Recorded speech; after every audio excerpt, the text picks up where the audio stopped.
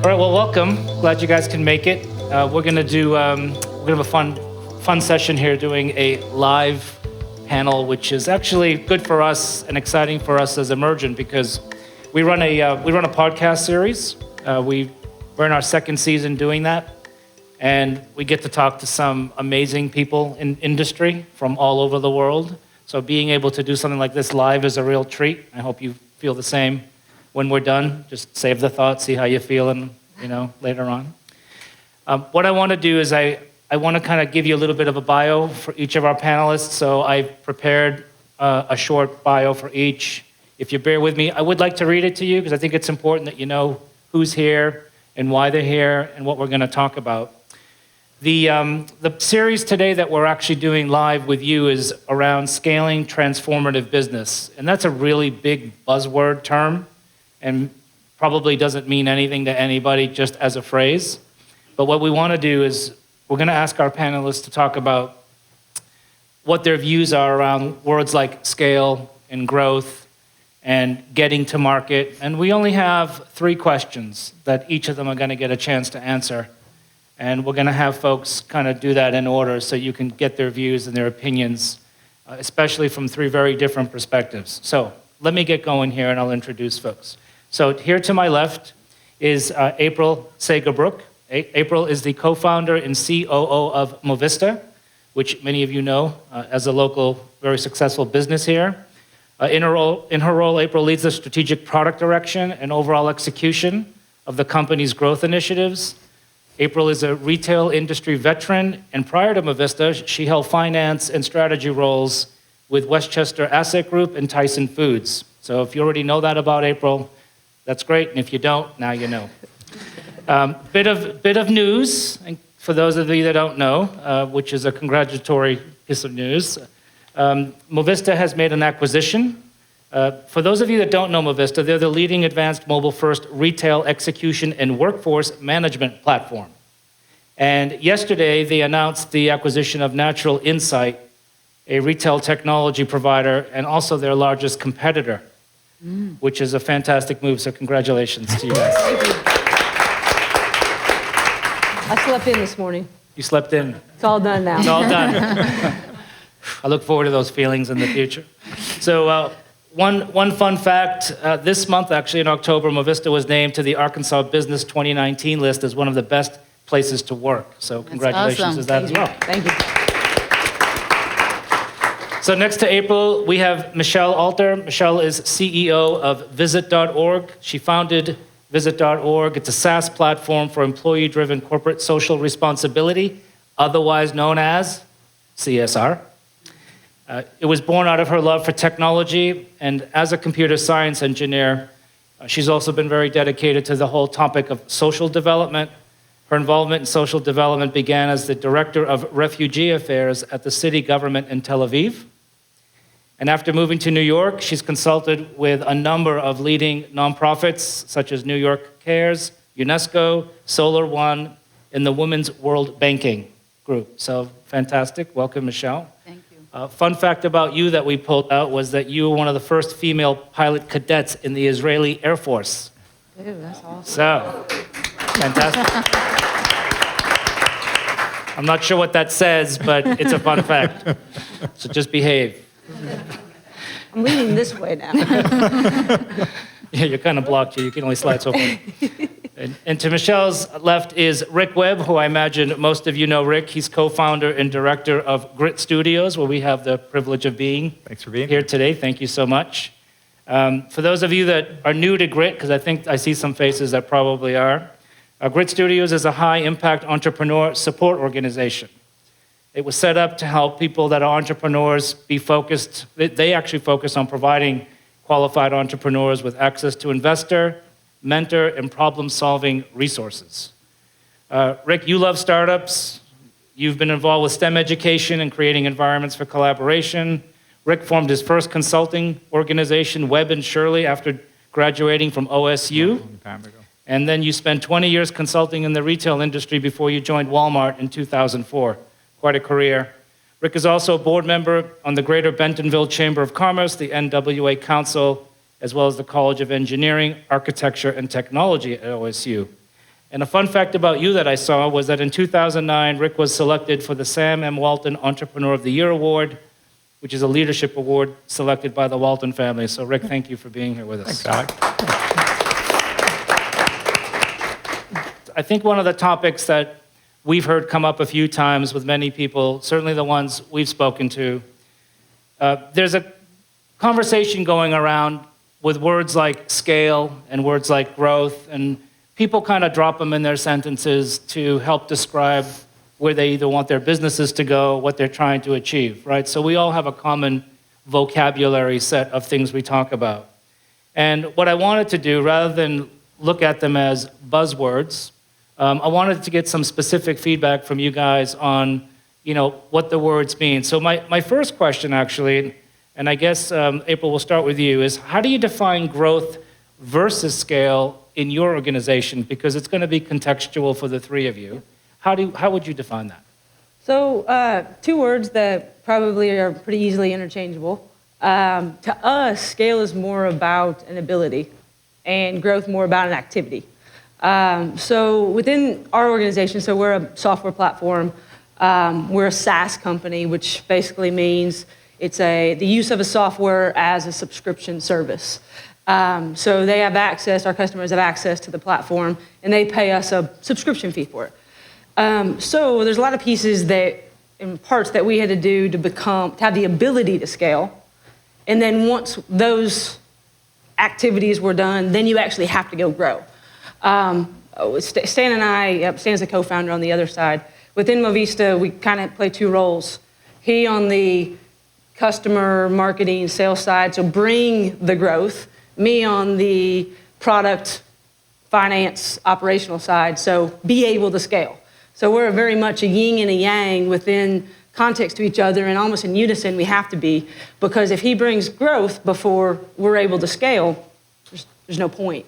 So we've done just examples, Alex, to your question. We've done many things on the technology side to allow us to go from what used to be a large customer of someone that had 500 people. I remember the day we signed somebody with 500 people, users, and the excitement. Now we've got companies with 70,000 people. So the technology you need to be able to scale and go from be able to support 500 users within a customer base to 70,000 is much different. And then there's the steps beyond that where you have customers that have millions.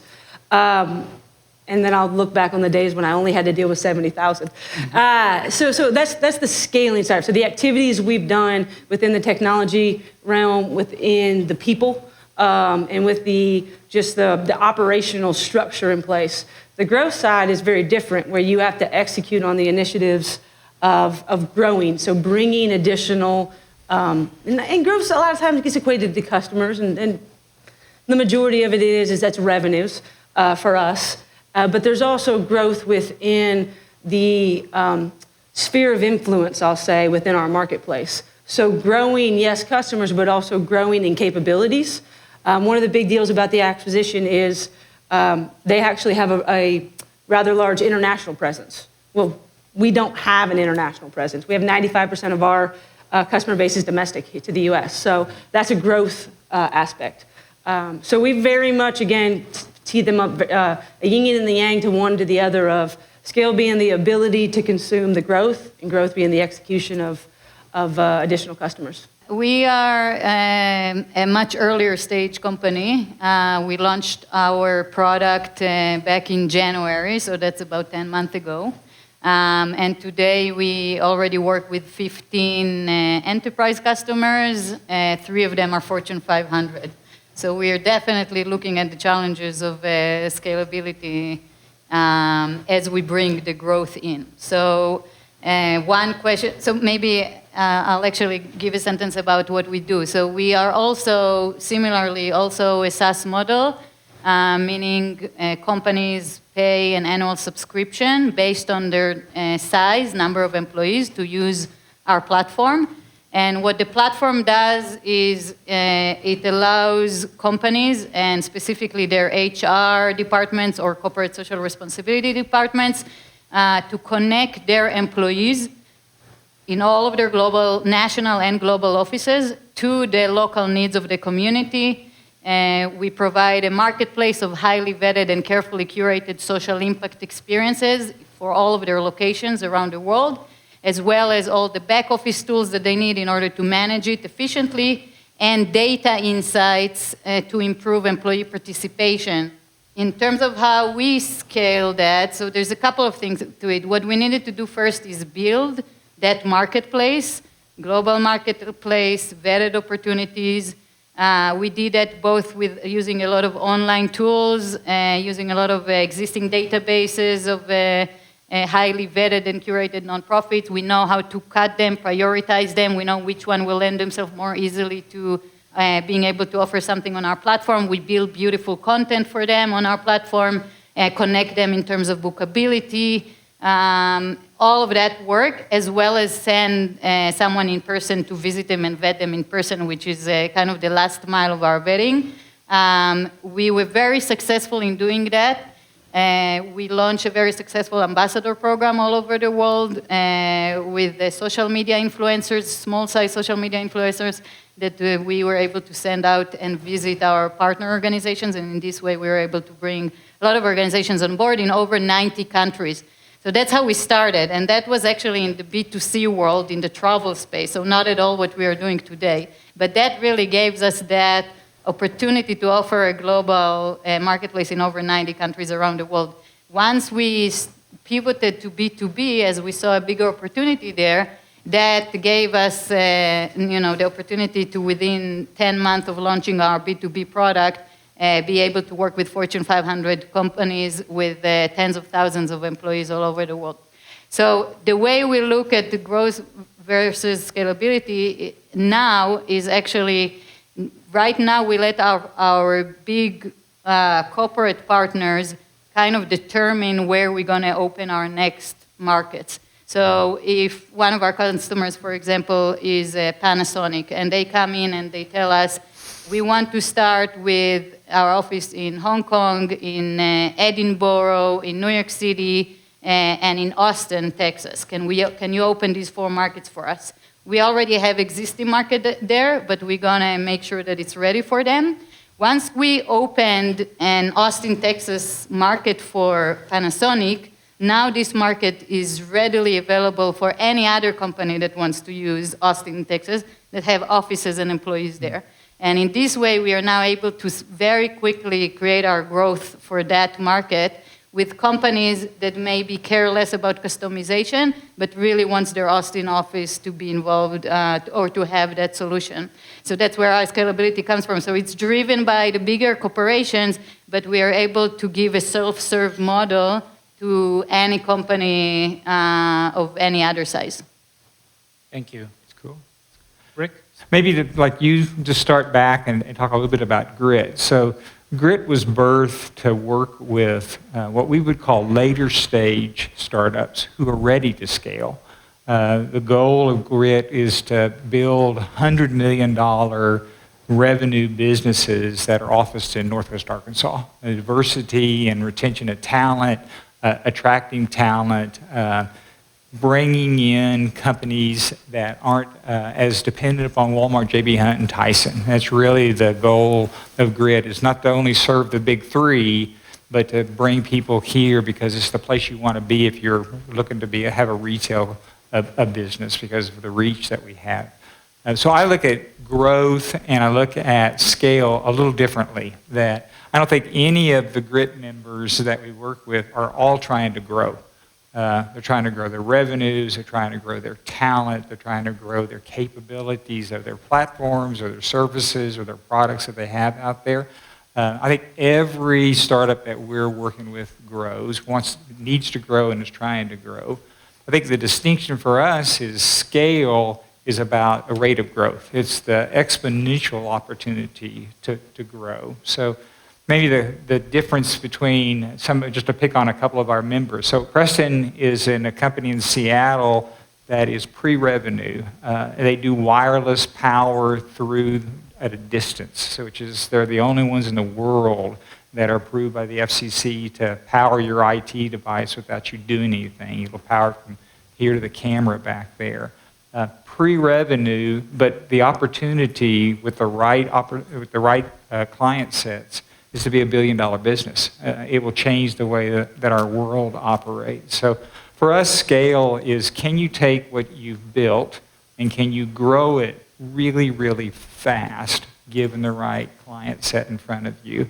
I spend a lot of time, frankly, with our enterprise, our strategic partners out there, the big retailers, the big CPG companies, and they'll constantly saying, Rick, don't bring me a shiny object. Don't introduce me to startups. I need solutions. And I need solutions that can come in and scale across 100,000, 500,000 people at a time, because that's the issue. I think if we've gotten to a place where startups are out there with lots of kind of whiz-bang, great ideas, but not solutions. And the enterprise partners that we deal with, their inboxes are full. So what they're looking for is, I need somebody who can run with me, can grow with me, and can scale with me. And so Grit's very, very focused on people that can exponentially grow their revenues because they've got a great product to start with.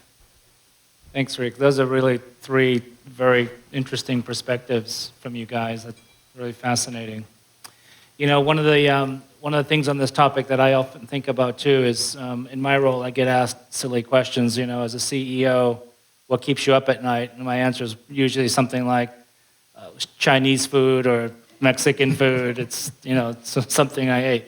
But the one thing that we really talk about internally is this topic as well, because it's so undefined depending on where you are in your stage of growth as an organization. And when we look down a layer over those big words like growth and scale, one of the things we think about is product market fit. You know, and as an organization, you have to go through a process to validate or vet if your product fits in the markets that you're trying to serve. So it'd be really good to maybe hear a little bit about that. You know, April, if you have a perspective, or maybe we can start with you on what is the process that you guys go through to kind of validate a product market fit, especially now that you're bringing in, you know, this acquisition and you're looking at your market. So to me, the product market fit, or to us, I should say, is one of the most exciting things we do, because what you're doing is you're solving a problem. That's the number one point, aspect, criteria, however you want to look at it, a product market fit, is you got to solve a problem. And if you're not solving a problem, then no one's going to pay you for that, which means you don't have a market. So you may have a really cool product, but if you're not solving something, you can't get someone to pay you for it. There's no market, so no fit. So to us, we focus a ton of time on what the problem is. What is the pain that our customer is trying to solve, or what is the pain that our user is experiencing? And those are very different. You have to look at them very differently. The customer is who's you're selling into, the person that signs the contract and gets you the PO. Your user is the actual individual interacting with your product. And in our world, they use our product on mobile devices, tablets or phones. So it's that person, that worker inside the retail store that's trying to interact with the product to get their job done. So we view them very separately because you kind of need to. But we spend a lot of time on understanding the pains that we're solving for our customer. In retail terms, it's customer versus consumer, but in our terms, customer versus user. So we spend a lot of time on understanding the pains that the organization's having when we're solving problems for the customer, but then spend a ton of time on the pain of the user. And really for us, I'll talk a little bit more about that because that's kind of the exciting part to me. Every day, people wake up and they're just trying to do a good job. They're trying to go to work, receive their objectives, communicate that their objectives are done, and get paid. That's what they're trying to do every day. So we take a tremendous amount of joy out of making that experience seamless, helping them enjoy their 8 hours or 6 hours or however long we're working that day, at the same time if they're doing an excellent job and getting credit for it. Because that's a big gap in our world, in our market, our environment, is it's hard to really see and have a true assessment of what your employees, our users are employees, what your employees are doing and how you really understand the good ones versus the bad. And if you don't know, that means two things. A, you got bad employees out there that aren't necessarily doing a good job. And B, you got really good employees out there that aren't getting the ample amount of credit and affirmation that they're doing a good job. So I'll give you a quick example. Part of the acquisition was actually, there's two products within Natural Insight. One is a platform that was built much differently, and they took a little bit different approach to it, but trying to solve the same types of problems. That's why there's a lot of synergies between the two of us, hence biggest competitor. But something they started building about a year and a half ago was a different product. And it's called Capango. You can go out there. It's been in beta for a couple months, I think about 6 months. And we love what Capango has to offer. But what Capango was born out of interacting with their customers and hearing their biggest problem, which wasn't necessarily what the platform was solving, because their platform was already solving that, hey, I need to manage this workforce, and I need to understand what's going on. Their biggest problem was staffing. They couldn't find the people to get onto the platform that they were selling them, the users. So they went out and built a different product to help solve that pain. To us, that's product market fit perfectly. You had a market, you had a captured market, you listened to them, you understood the pain of the customer, and then what they did is went and developed a solution to that pain, but they did that by interacting with the users to say, how do you go get a job in retail? Because again, I'm trying to recruit and find talent. How do you get a job in retail? Because retail is not really a resume-based hiring process for a cashier, a stocker. So LinkedIn doesn't make sense. Monster doesn't make sense. Indeed doesn't make sense. How do I change that environment? How do I change that process of finding those hourly workers and connecting with people because they're hungry? Those customers, those companies inside retail are hungry for good labor. How do you switch that? So they made a really cool kind of Tinder type product. And that's cool because these workers, they don't have a resume. They don't keep a resume up to date. They're not on LinkedIn. They find jobs differently because they have a different situation in life. So the application that connects them is very much what they're used to, which is a Tinder type swipe left if this job matches for me type thing. So just a short little example of a really cool thing that they went through, and we take similar, almost identical approaches inside Movista, but really cool example of how you went out and talked to the customer, understand what the pain is, and brought a solution. That's great. Thank you. Michal? Sure, I can talk maybe more to how we found the product market fit in terms of when you first start a B2B product and launch it into the market, you're not going to get your first customer to be a Fortune 500 company, right? So how we still ended up being able to do so, we started with much smaller companies, mainly a lot of tech companies with millennial employees. It very much resonated with them. Their employees kept asking their employer, can we make more impact in our local community? We want to get involved. How do we do that? And they didn't have a solution for that. And we came in with like a CSR in a box solution for them, which worked really well for them. At least the idea really resonated with them. But they really wanted to see that it's working. So the solution that we provided to them had to be something that is much more, it's ongoing, employees entered, use our app, they found opportunities in their local community, they can book it for themselves, their teams, their peers, even for themselves and their families or friends on the weekend.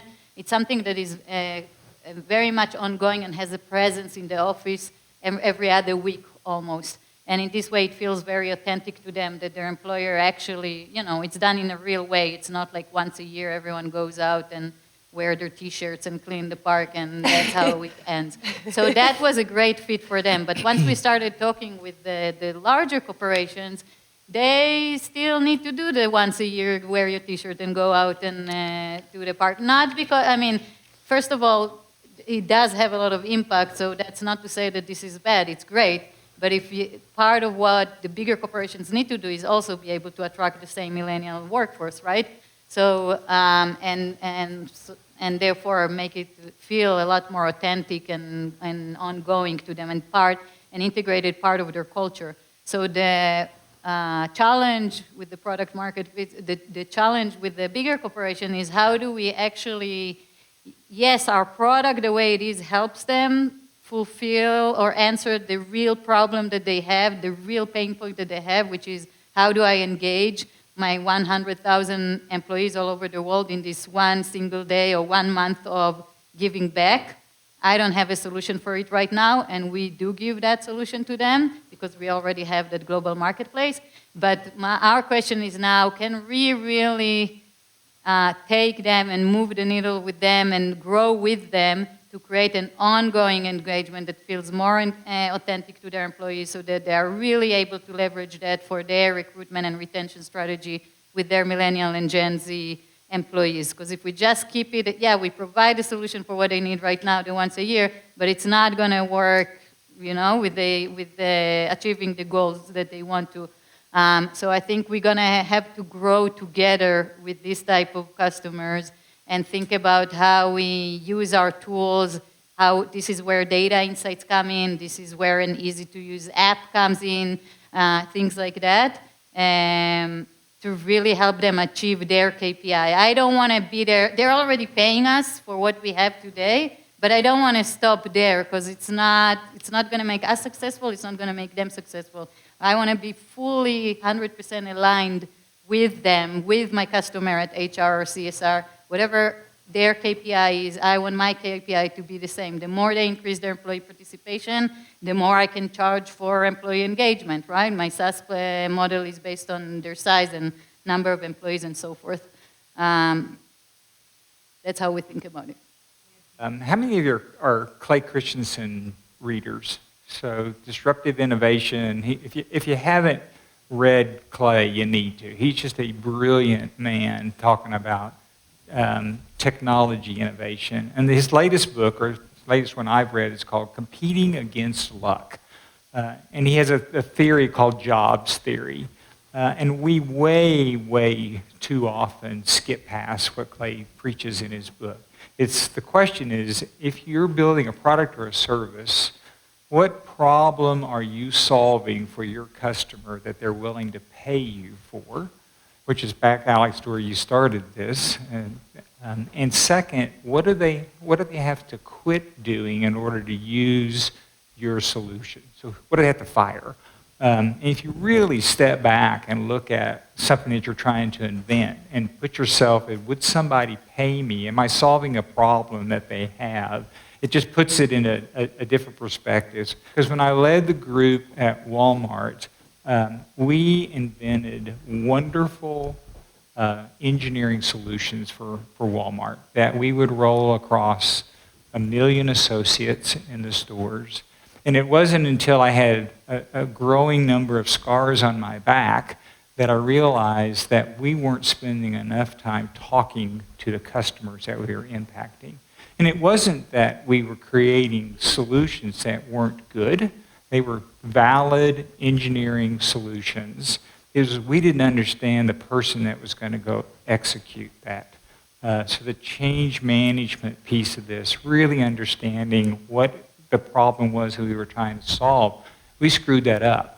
Enough so I got called into the principal's office several times and had nose-to-noses with Eduardo Castro-Wright, Bill Simon, and Mike Duke over great engineering solution, Rick, but 60% of the stores are doing it, 40% aren't, and do the math, that's 2,000 stores that aren't executing right now. It's like, well, it's a great engineering solution. It doesn't matter. You didn't listen to the customer out there. So I'm a real fan of IDEO, and they force you to think about the problem from the user's perspective. And there's some brilliant ways of doing that.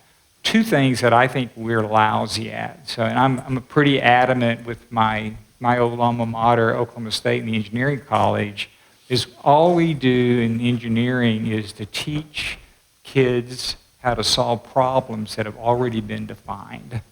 And the trick is to be able to define the problem. And you can't define the problem unless you really learn, come in, Randy, how to listen and observe.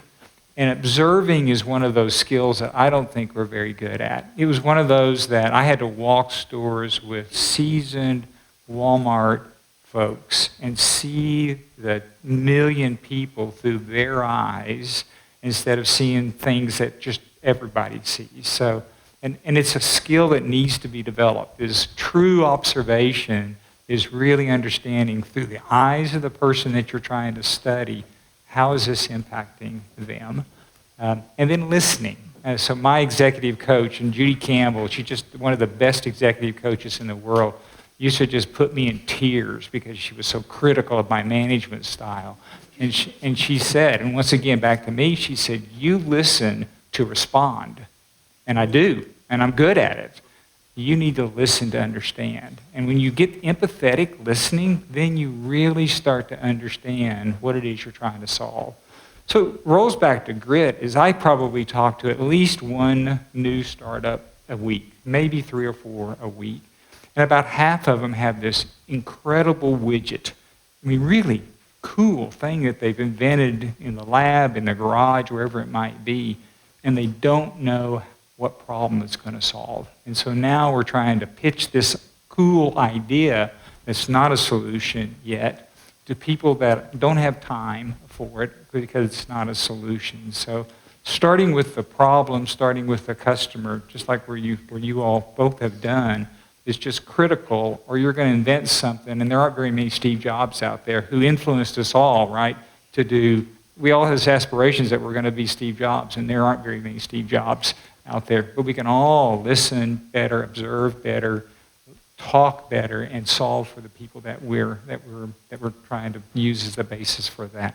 I really do have scars on my back from getting beat up by cashiers in stores because we put something out there that was just a stupid idea from their perspective. But my crew of engineers, it was a brilliant idea, and I signed off on it. And it's still a brilliant engineering idea, but it was a stupid application of a brilliant idea inside the context of a Walmart front end. So, critical subject. It's one of my favorite topics now because I've been injured so much over my life. So. I have something to add just to what Rick said, which is I find it also so helpful that listening and that let's really try to solve your problem. I find it very helpful also in the sales process. Anyone I've never done sales before I started this company. Now I'm doing sales all over the place. And the one thing that I found that was just super helpful was I'm not coming in to do sales. I'm coming in to really understand what their pain point is. So when I come in, I don't show the demo. I give a little bit of description of what we do. But the first thing that I want to spend the first hour on, or 2 hours, or 5 meetings, I don't care, is let's talk. I want to hear, what is it? What are you trying to achieve? What's the main goal? What's the main pain point?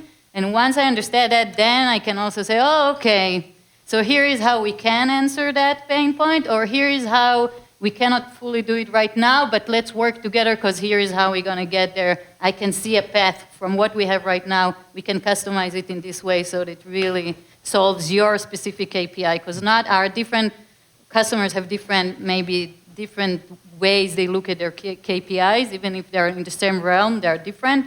And I believe that our solution can answer a lot of them, but I really need to understand what the pain is first, and then we can make the sales. And I see that empathy coming from them in return because they really see that I'm trying to help them.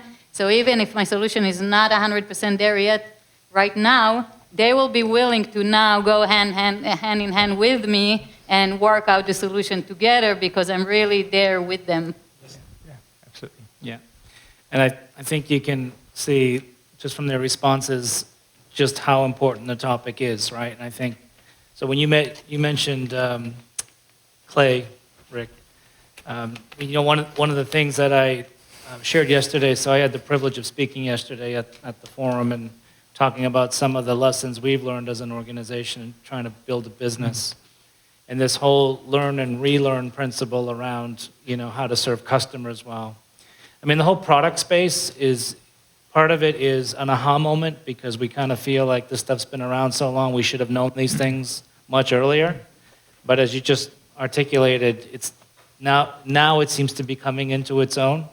So when we think about how do you move an organization from a project mindset to a product mindset, for many people here maybe that are with differing size organizations, that's not so much of a leap, but clearly for enterprises, that's a whole new way of thinking at it. You know, Alex, one of the another aha moments is I spent 7 years with a team rolling out changes to the Walmart stores that had, I think, tremendous impact on service and productivity.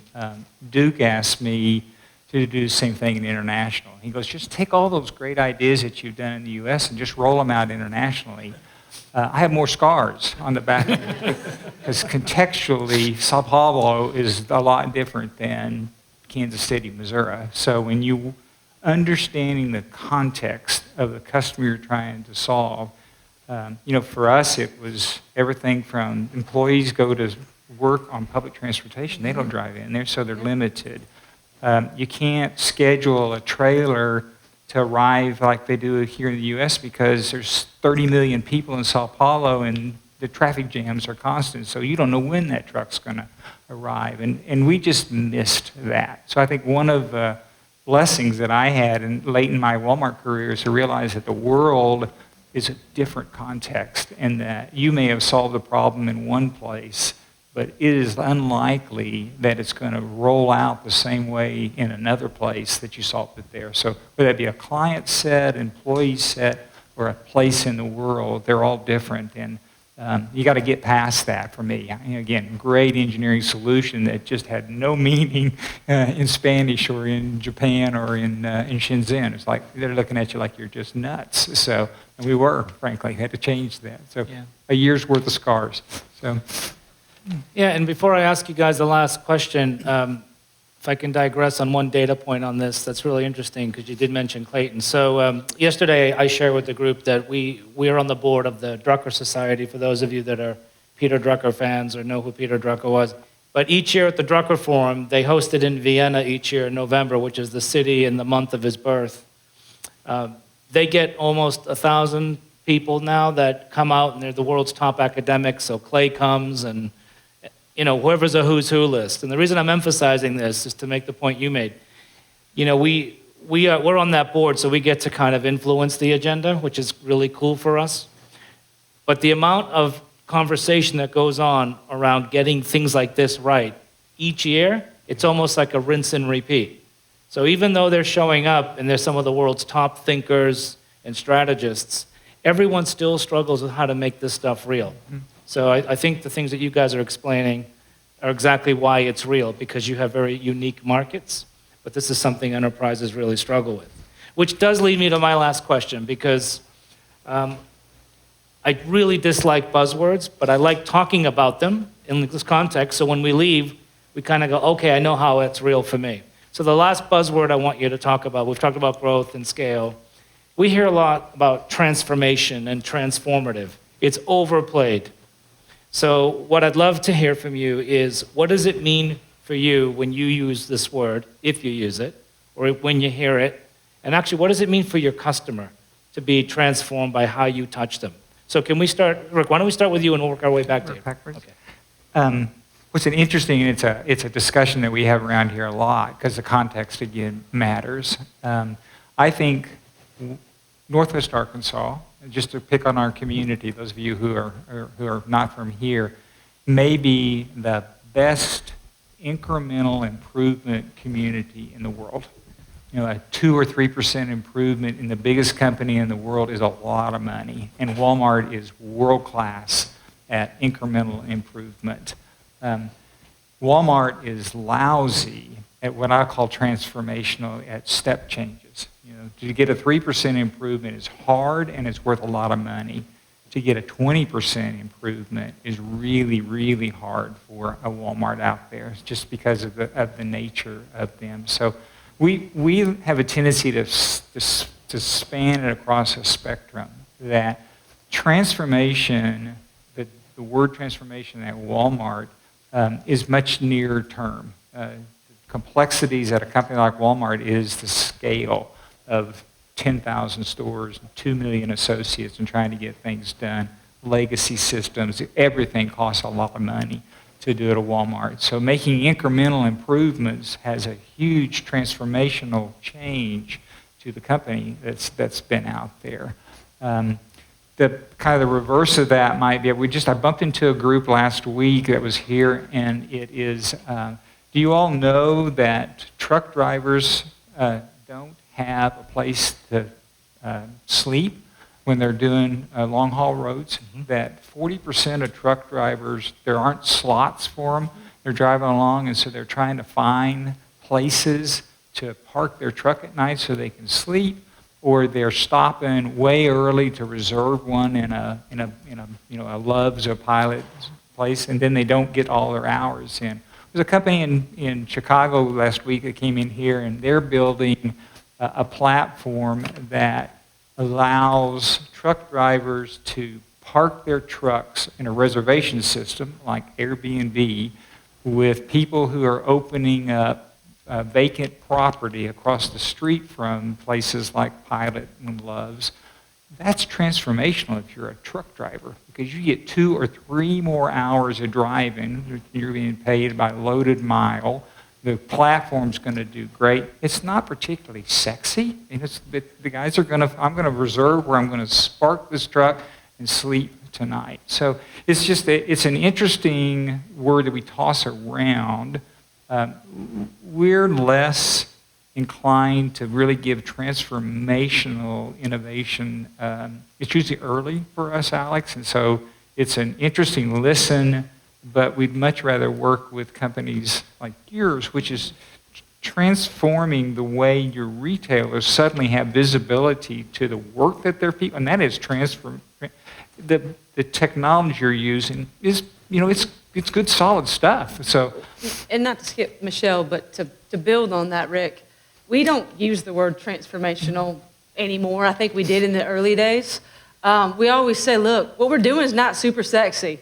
We're not putting rocket ships up in space. We're not getting the latest time machine. Like, this isn't like really super high level tech stuff. It's not what people traditionally call as transformational, as Elon Musk or any of them would say. What we do is much different in we deliver transformational results. On average, the companies save 15% in mileage reimbursements. Their workforce is 33% more efficient, or you can cut 33% of your workforce and get the same stuff done. You get, I think it's 100% project increase while cutting your management staff, the overhead, by half. So the numbers are transformational, but what we've actually gone back to is not using that word because it kind of freaks people out. We measure transformational by maximizing ease of use and implementation with impact. And we focus on those things. Because if I tell you I'm going to transform your business, first to your point about inboxes being full, they're like, sure, so did the last guy. We instead focus on the value and how easy it is to implement us and to use us, and how much easier we can make your life incrementally. And quite frankly, it shows itself in our selling process, in our product, and in lots of things of starting with something small. This is just the base. And you can add this, and this, and this. Because the word transformational, to your point of a buzzword, it's hard to really wrap your hands around that. So, If you look over there at our wall, there's some big enterprise. Yeah, thank you. These are GRIT members and GRIT strategic partners that are out there. And the big enterprise companies like a Target, a GSK, that are sitting there, McDonald's, the challenge they have, frankly the challenge that Walmart has, having been there, is balancing transformational new technology changes with running the business every day. Most of my friends at Walmart are working on projects that have to deliver within 18 months. They got to have a measurable P&L impact out there, and they're not working on things that are way far out. In fact, they lose attention at Walmart if it's going to be 5 years, 3 years before something delivers. You get to see, I think, encouraging pieces of things happening at Walmart. So it's the balance between Doug used to call it new and now, is how much time do you spend on transformational technology, because you have to spend something on that, and how much technology and innovation are you spending that delivers in the next 2 years or less, right? You got to do both. Thank you. Michelle? Sure. So we don't use the word transformational at all. It's not who we are. But I would just say that in terms of the vision for the company, and we are far from getting there. But the way I see us, when we are successful, what we'll be building is a network of networks, and that will be really transformational, because if we are able to bring online in a content-rich, curated way all of the wonderful impact organizations, nonprofit organizations around the world that do a lot of work on different causes, but many of them do work with, let's say, refugees in Tel Aviv, in New York, and here in Bentonville, so they can start learning from each other. If we bring them and we create that foundation, that network of active nodes that are all connected online, and then we connect that network to a network of corporations, with them the network of their employees, who are individuals who can have transactions directly as well with the nonprofit. Then we just brought on board 3 different networks and connected all of them together. That's something that doesn't exist today. There were a lot of attempts to bring these nonprofits on board and create that network. They weren't successful because they didn't bring enough value for the nonprofits to actually update themselves and be dynamic nodes. So the way we look at it, the transformation will come when we are able to create that network of networks and connect all of them together and enable all the transactions. And here we are talking about markets of hundreds of billions of dollars every year in the US only. So that will be transformational. Thank you. So, okay, we only have a couple minutes left, so what I wanted to ask you to do is what everyone always asks panelists to do, so I'm going to do it anyway. 30 seconds each. What can you leave the audience? Leave them with a closing statement. What's important for this group to know as you walk off today? I share back to you the feedback that I got from listening to my fellow panelists. It does not matter the size of your company. We're all experiencing the same types of challenges and working on solutions to figure those out. It's so interesting to hear you talk about what happened inside the walls at Walmart and what's happening in your young startup and what's happened with us over the last 9 years. So I'll leave you with whatever size of your company, don't try to be something else. Be who you are, solve your customers' problems, and stay true to the path you've chosen. That's great. Michelle? I'm totally with you. At any moment of doubt that you have with yourself, if you're an entrepreneur or if you are part of an innovation journey, there's going to be so many points in time where you have doubts. And I've always rediscovered the fact that it's okay. I mean, we are paving the way, so it's up to us to figure out the way. That's just part of it. The most important thing is to believe that you're able to do that, and you are able to do that because you're the unique person who brought this thing to life so far. So there's no one else doing it. You're doing it. So keep going. Yeah. So it's not easy? It's so easy. So I think what you see is passion, right? And I think passion gets way overworked as an emotion. You can't pay the bills sometimes with passion. But I think if you're working on things that get you up out of bed in the morning because you're having impact on the people around you and on the world around you, that's the kind of job you got to look at. And clearly, I feel it every time I'm with you. Since I met you 6 months ago, it's the same way. And all your people they just bleed passion out there, Alex. So it's work on things that matter, that life's too short. Figure out what it is that gets you up in the morning and focus on that. Thank you. We had 24-karat gold bars made so you guys could fund your next startup. Actually, we didn't, but we did bring a nice gift for each of you, and we just wanted to thank you guys for being available and making time to share such insights. So let's say thank you to these guys. Thank you.